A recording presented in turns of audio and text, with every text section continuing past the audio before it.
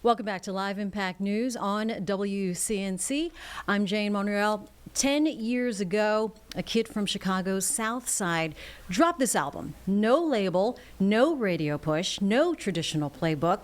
Coloring Book didn't just win multiple Grammys, it rewrote how independent artistry was for many folks.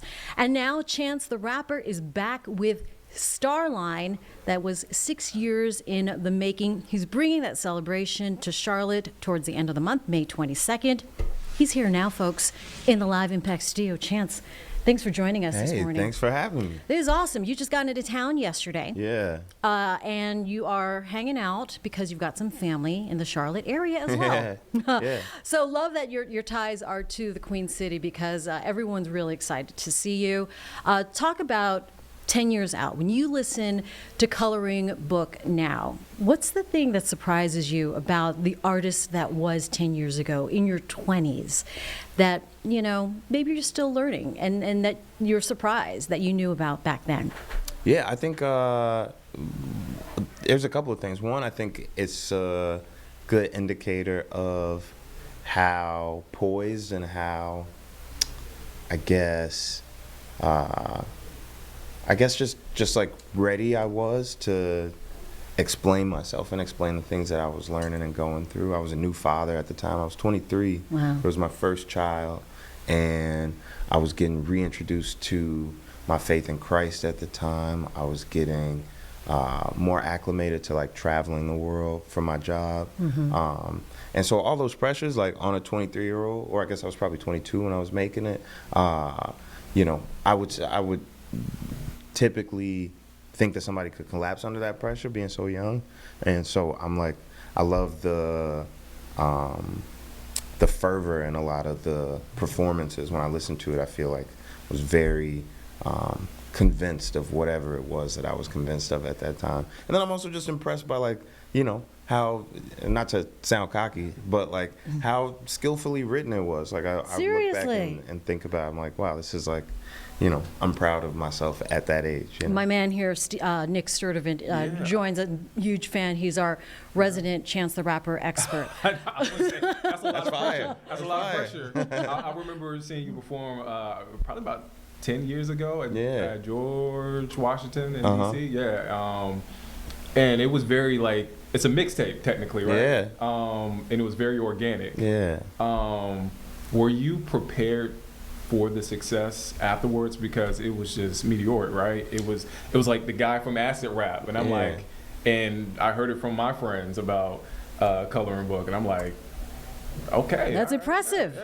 Yeah. I don't know if I think I was ready to. I think I always believed in the project and the product as it were. Like I think I always knew that it was an important body of work that I was working on. I think because of like how you said it was a mixtape and it was very like grassroots, like a lot of the people that helped make Coloring Book so popular were just, you know, kids in college, or like the beautiful introduction that I received when I got here. Like it was, you know, without a label backing and without, you know, traditional radio push or anything like that. And so the fact that people were able to carry it and wear it like a badge of honor and like feel different, but also feel like the person that was, you know what I'm saying, putting people onto the music, it just gave it a different, the success I think that I experienced was different than most successful projects. You know, with that mixtape making, most people at that age would have just watched TV. And, you know, it's like, what does this tell us about boredom and creativity? Is that something you've always had as a younger kid and recognized and were self-aware of that you had this gift and you had to express yourself? Yeah, I think in two parts. One, I think, I always loved the written word. I always had a big respect for poetry and literature and, you know, and anything that was creative that was an examination of words or you know, an exercise in, you know, art. And I think when I first started working on Coloring Book, it wasn't really out of like a boredom or necessity. Is just like kind of just how I am. I'm just always kind of creating, and when I'm making a project, it's usually because I find some overarching theme that's going on in my life or something I want to explore, and then I just make a bunch of ideas around it, and it slowly forms into like one, cohesive, solid like body of work. But yeah, I was always making stuff when I was a kid. Yeah. How would that hit today? I think I'm still the same kid. I think I've always been like into, like I said, wordplay and just like examining words and how they affect people and how the different messages people pull from them. And so even on Starline, even on my new project, it's a lot of like examination of it's deep dives into certain conversations and then rethinking how we perceive certain words. Yeah, let's talk about Starline. 6 years is a long time to sit on a project. Yeah. And were there times that you were feeling like you might want to give up on this, and what made you push through? I think the whole project was really born in my travels around the world, and so it wasn't really like a thing where I think there's other artists that are signed. Sometimes they could make an album and then it takes 6 years for it to come out. Whereas for me, it's like it might take me 6 years to actually make an album, and once it's finished, then it's out, Yeah. And I think like me going to spending a lot of time in West Africa and Ghana really formed my understanding of my identity as a black man globally. I think going to Jamaica did the same thing for me, and really like spending a lot of time around fine artists, like visual artists, and seeing how they craft their works and the level of intentionality behind it, how they frame their works. Like a lot of it, to me, runs parallel with like at least the opportunity that we have as rappers or writers. Period. We can have that same level of again intention when it comes to crafting our works, and so that time that I spent doing that, like I probably made 1,000 songs, probably more than that, to be honest, in that time. But it wasn't until it was done that it was done, and so I'm glad that it took a long time, but I'm glad that it took that time. You self-directed a lot of your videos during this time, right? Yeah. And most people hire out, but you wanted to do this on your own. You want to own the creativity of it all, right? Yeah, I think there's a lot of control that comes with filmmaking, and contextualizing my work is important for me.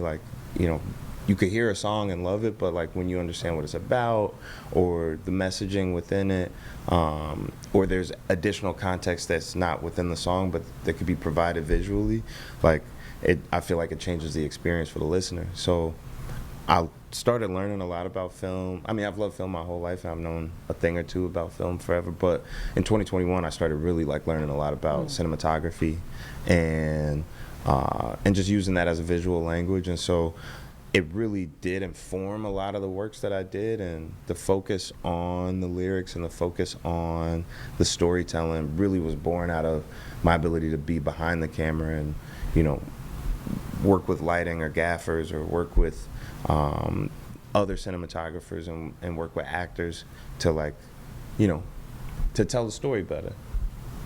I mean, yeah, it's a different lens to go ahead and push the lyric. Michael Jackson loves to do the same thing. Shout out to Michael Jackson. I just saw the film, so it was really good. But I still gotta watch the movie. Talk about no spoilers. Yeah, I saw Don't let him know. Man, I wonder what happened during Thriller. Starline, an ode to Marcus Garvey. Yes, Black sir. Starline. Yeah. Yes, sir. And the album, for me, listening to it was you holding up a mirror not only for yourself, like you said, real life. Feel like still life. I was Hey, whoa. And even the Black church. Yeah, absolutely. How hard was that to hold up that mirror not only to yourself but examples in our community? I think it's a difficult thing only in that, like, sometimes I see myself in it. So it's easier to be critical of the world around you than it is to be self-critical. And I think once I got to a point where I was comfortable in that again and leaning into the vulnerability, that's when some of the best works came out in the album. When it comes to specifically talking about my faith, which I think is pretty cool now, because I'm celebrating the 10th anniversary of my biggest project, which was a real examination of my faith, and not really quite critical at all of the church, to be, so many years later making a song like Letters, where I get to really examine my faith. I get to really, look at some of the, I don't even know the right word to say, but I think some of the societal issues or infrastructural issues within our churches. Criticism, I mean, yeah, it's okay to criticize, but it could be difficult because, well, for me, because I love Jesus, and so I don't want to persecute his followers or his message or him. I think I want to be a mirror to what, like exactly how you said, a mirror to what's going on and what I've seen in the church. And the song Letters itself is really adaptation or a form of the epistles from Paul. So in the Bible, Paul spends this time, like the last several books of the Bible are letters written from Paul to different churches in Galilee or in Corinth, or all those books that we get that sound like Galatians or Corinthians or whatever. Those are letters from him after a divine meeting with Christ and trying to get the church to be upright and show them the ways that are straying away. And to do that, you kind of have to take a bit almost of a holier than thou perspective. And so I think that was the hardest thing for me to work around, is to not be, so separated or distant from the critique, so it still remains a self-critique. But it is also one of the best songs I ever wrote. So I think I'm happy that some of the things that I grew up, focusing on, I can still keep those same themes, but I guess attack it from a more mature perspective. 10 years ago, independent. That was the thing, right? Yeah. Do you feel like you were ahead of your time? I feel like that question was asked. Like you brought it up a couple of times, and then that just became a thing in your interviews 10 years ago. Yeah. Now that's more. It's more common. More now. common. Yeah. Well, I would say ahead of my time.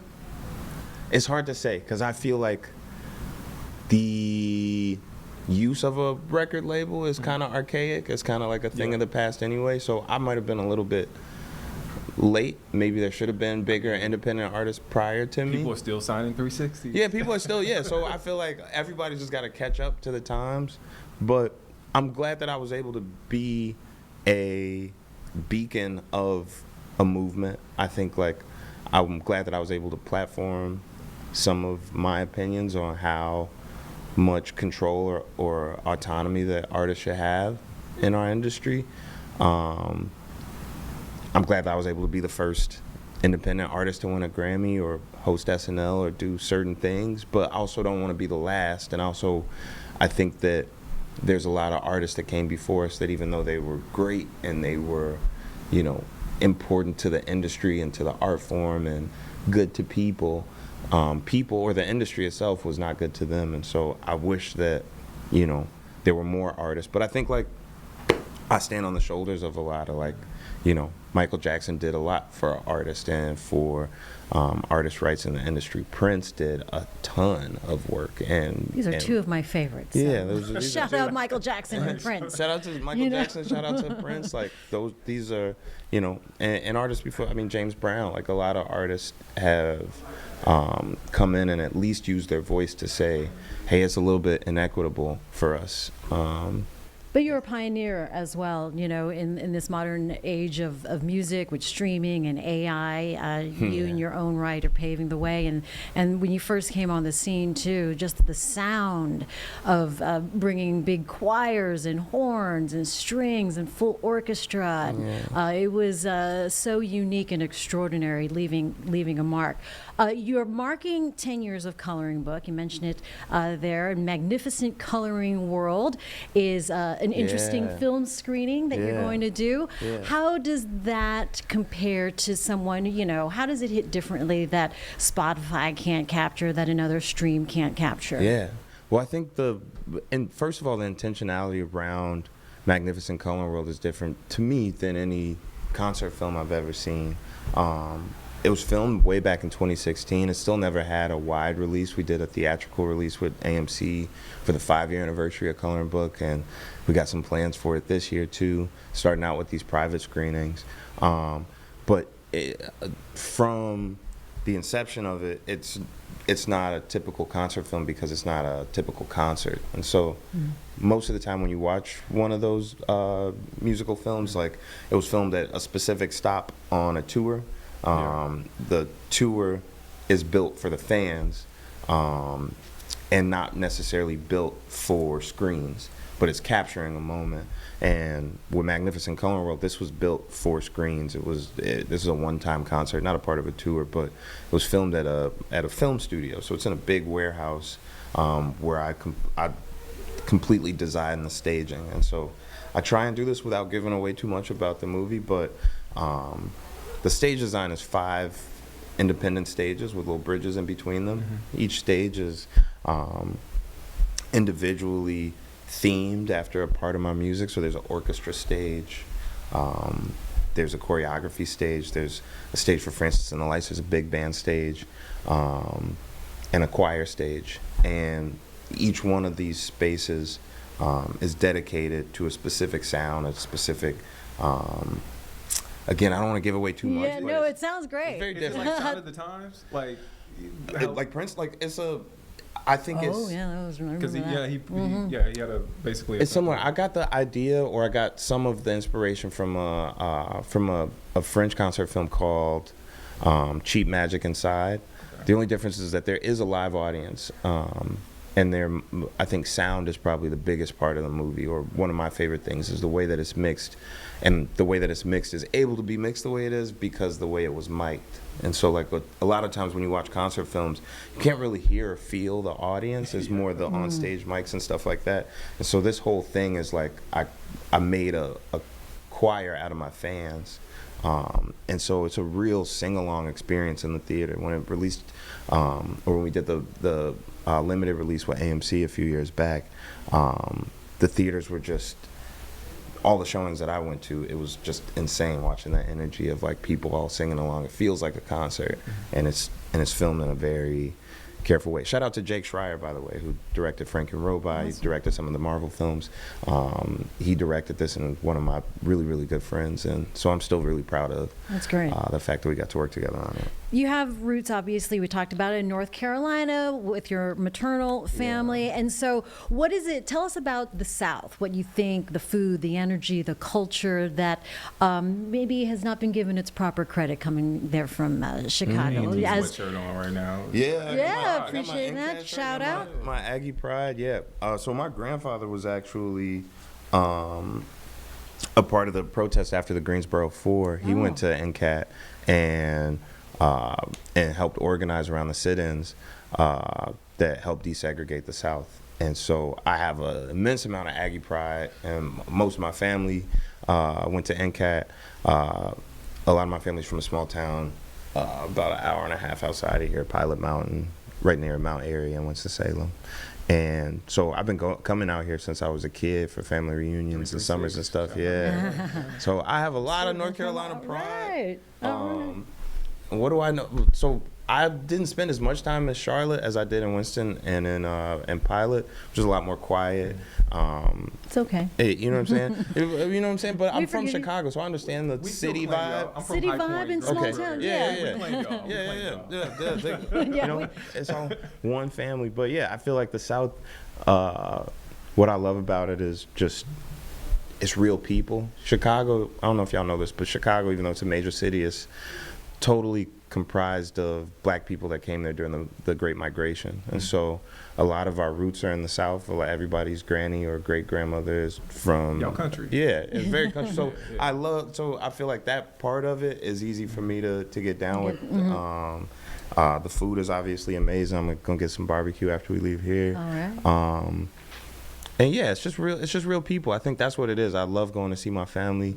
They just live out here, and I don't see them unless I come to North Carolina. So it's like that's what I think about when I think of NC. And so, is that why you're starting your tour in Charlotte? Yeah, I have to start it here. I've played some of my greatest shows in North Carolina, period, like all over, in Asheville and in Greensboro, and so I think it's, if I'm not mistaken, it's been 10 years, maybe 9 years since the last time I played in Charlotte. Wow. And so I know that it's gonna be not just nostalgic, but like an emotional moment for me when I get to get back out there. I get a lot of love here. And I wanted to come early, one, so that I could, go touch the people, go say what up to some of my friends, but also go visit my family. That's great. Yeah. I got one more question. All right, sort of. Fan of me. Are we gonna get a chance Vic Mensa album? Cause y'all have and been having good energy, and I'm like, man, this is long overdue. No, Vic is like the man on social media right now. No, he is. He just won a Webby Award for the like historical and educational content that he does. Yeah. And his stuff is so well crafted because it's funny, so it makes you lock in, but he's really teaching a lot every day, and that's a brother of mine. Like, fans are probably tired of hearing me tell the story, but I've known Vic since I was 14 years old. This is the first time either one of us ever got in a music recording studio. We were together, and so it's amazing that we've been able to maintain a friendship and grow in a friendship. You know what I'm saying? His son is my godson.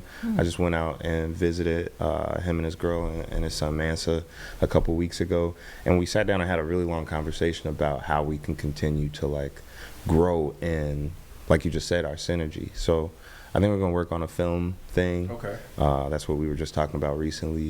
He's working on a show, and but yeah, just to answer your question directly, at some point we're going to put out a mixtape together. We have literally thousands of songs just recorded in the past couple of years. A lot of songs that didn't make it to Starline were the songs that me and Vic made together. And so I'm glad Back to the Go made it on there, but there's a lot of songs better than Back to the Go that we didn't put out. Because he went off. Yeah. No, he went the seventh. But I mean, that's what happens. Yeah. That's why I love working with Vic, is because there's a different drive. Like, I went to the studio with some of my other homies the other night, and I always want to be, you know what I'm saying? That's just rap. You want to have the best verse. Yeah. But when it's me and Vic, it's different because we've been wanting to have the best verse since we were 14 years old. Oh, you know each other like that. Yeah. All right. May 22nd? May 22nd. At the AMP. At the TD AMP AMP Valentine, y'all. Yeah. He is ready to see you May 22nd, 7:30. Yeah, be there early too, because what's gonna happen? Winston-Salem's own Tia Corinne. I don't know how much like you guys know, but Tia Corinne's like one of the biggest artists out of North Carolina. She's a lot of love here. Yeah, she's amazing. That's my real homie. Oh, there and she is. She's on Starline. She's on the song "Gun in Your Purse" with me and Young Thug, and we're playing the show together. So I'm excited to even just to kind of go to her show, even though it's my show. Like, I'm kind of excited to go to the Tia Corinne show at the same time. How fun. Okay. Thank you, Nick, for coming in. Of course. Hanging out. Yeah, nah, thank you, Chance. Oh, yeah. Thank you, Chance. Thank y'all. Thanks for coming in. And we appreciate you. Enjoy seeing your family. Yeah. And have a great show, great couple of days here. We'll give you guys some tickets so that you State. guys can come. Oh, for sure. Say no more. Say less. Done and done. Okay. Easy peasy. Chance the Rapper, y'all, here in studio. Live Impact Studio. Give it up.